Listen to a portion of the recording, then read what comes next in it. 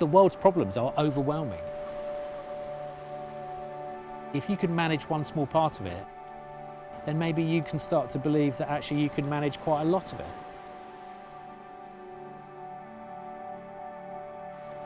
The 2 Minute Beach Clean was a project that came about just because I was walking on a beach in Devon and I was wading through plastic bottles, and I was so furious. And as someone who loved the beach, I couldn't believe that it was being so trashed.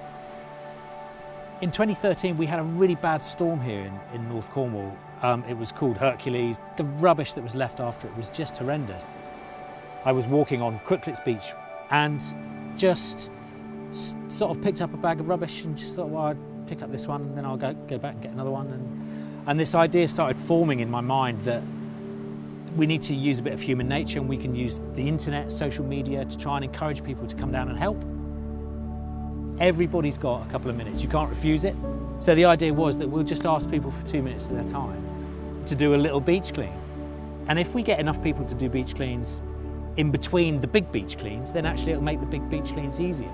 And if we get enough people to do it, then actually we won't have to do big beach cleans at all.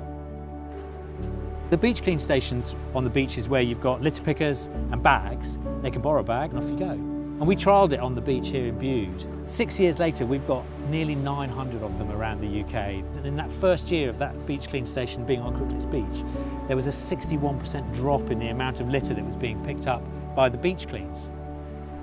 And so the idea that, hang on a second, we've got 900 beaches, and each beach is hopefully resulting in a 61% drop in the litter that's being picked up on those beaches, then we're making a difference. Come on then.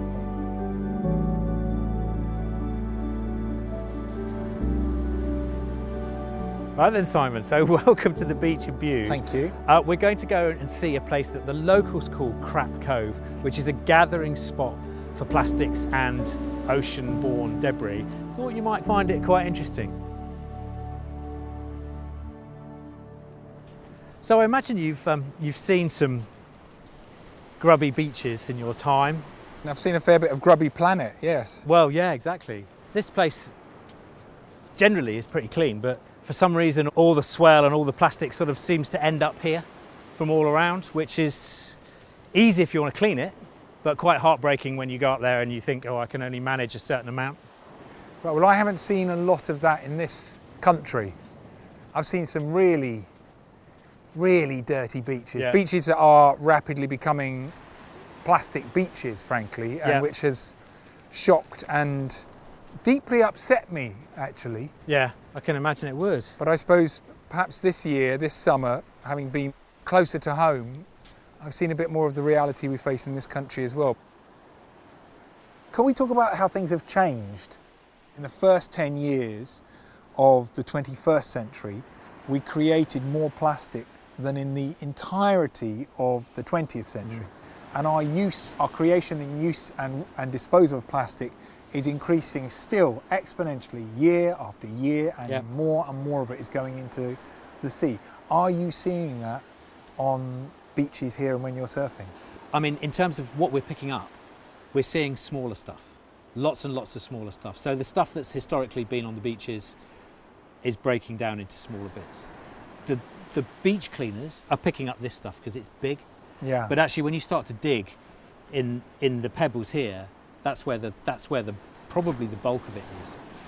My job and responsibility, very lucky me, has been travelling around this planet and trying to make a little bit of sense while I'm on my journeys of what on earth is going on out there. And I have found myself on, well, any number of beaches, but in particular I would think of a beach in Hawaii, which are islands in the middle of nowhere, of course, in the Pacific, and we went to this remote beach on this remote island that was, to my absolute horror, rapidly becoming a plastic beach. And by that I mean, yes, as you're saying exactly, there was the big pieces of plastic on the surface, but as you started to dig down, you found all these tiny fragments of plastic. And that was when the hairs started going up on the back of my neck, and I feel a bit of a lump in my throat as I think of it now, because it was such an emotional awakening as I kind of realised what we are doing as a species to our planet. Because of course this plastic does not biodegrade, and it will be transformed in front of our eyes into something that is fundamentally different and I would say a bit poisoned. Well, it's toxic, you know, but because of the nature of its makeup, it's a carbon. Fish are attracted to small bits of plastic, and seagulls are attracted to small bits of plastic because of the nature of the chemicals, that they attract natural pollutants. And actually it smells like food to them, so that anything that eats that, or that anything that eats the fish that eats the small bits, you know, and eventually it will come back to us. And I think every sample of mussels sampled in UK waters has got microfiber in it, you know, and that's terrifying because we eat mussels. That means that we are eating our own mess. Awful toxins entering our body, and we're doing it to ourselves, for crying out loud. Do you think it's a sort of fundamental problem with human psychology? I've been with indigenous people in incredibly remote parts of the world. I remember being with the Kogi people in a very remote part of Colombia. They're very spiritually connected with Mother Nature and the land. And yet we went with them to see a power station that was a long distance away, and they stopped and they bought some plastic water bottles. And then after they'd finished drinking one of the bottles, the plastic sort of film that was holding the bottles together, I saw one of them just chuck it away. I was like, oh my goodness, I couldn't believe it. And I sort of went over to pick it up in a bit of a huff and stormed over. And then we had an anthropologist with us who was looking after them and protecting them from us. And he said, oh, I think they knew I would pick that up. And I thought, oh my goodness, isn't that the problem? Yeah. We all think somebody else is going to clear up after us. Sort it out. Yeah. How do we change that? How do we change that mindset? I don't know. We try and understand what makes us human. These are fundamental human traits, aren't they? That we're too lazy to deal with stuff. You know, we want to get on with the exciting things rather than dealing with the rubbish. And we just need to learn. We need to learn what we're doing. People don't see the consequences of their actions generally, do they? And we are quite disconnected from where our stuff comes from and where it goes after we finish with it. And I've met, for example, this very bemused village lady on an island off the coast of Kenya near the Somali border, and she was so baffled about where is all this plastic rubbish coming from. And there they were picking up flip-flops by the 100 every day. And she said to me, we don't understand. They started turning up a few years ago, and now more and more of them come.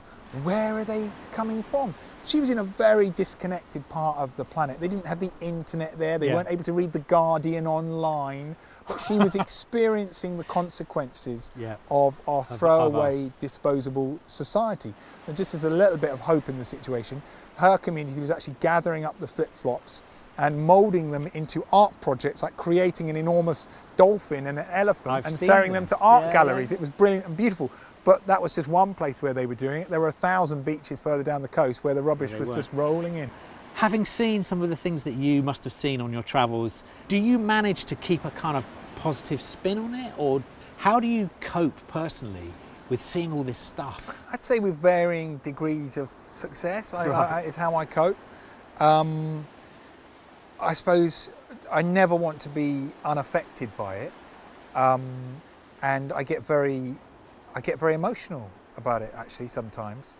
The more so, the more humans are involved in it. I do get angry, I do cry a bit when I see something horrific, definitely, but I still like to think we're not quite at the brink and we could pull ourselves back, but my goodness, we're getting close. How do we come back from that? Because as an individual, what can we do? Is it possible, is it in our power to do anything about this stuff? We are fantastically powerful, actually.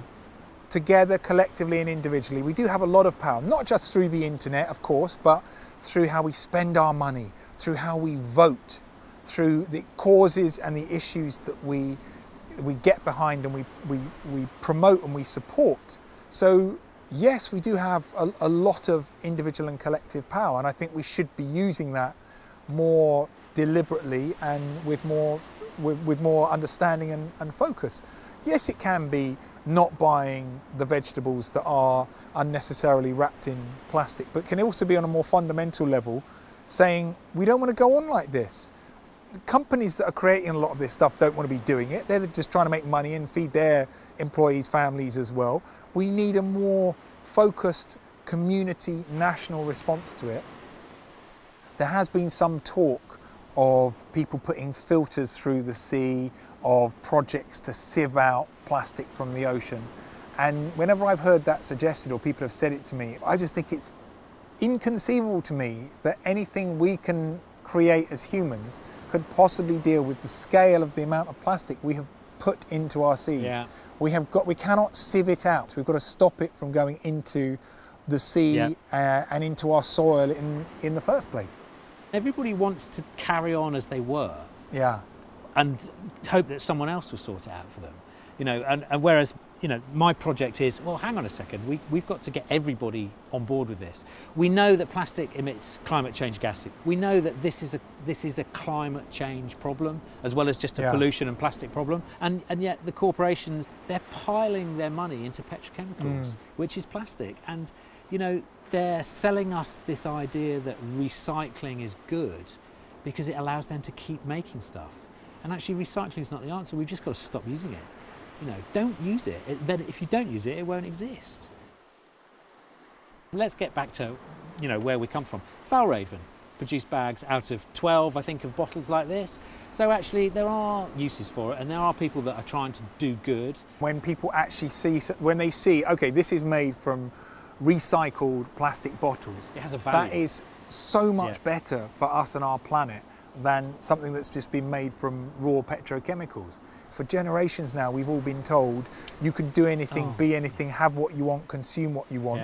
And actually now I think we need to get to a more sustainable model where we're buying more thoughtfully, we're buying stuff that actually lasts, that does a proper job for a proper period of time and isn't chucked away after a day, a week, a month, a year.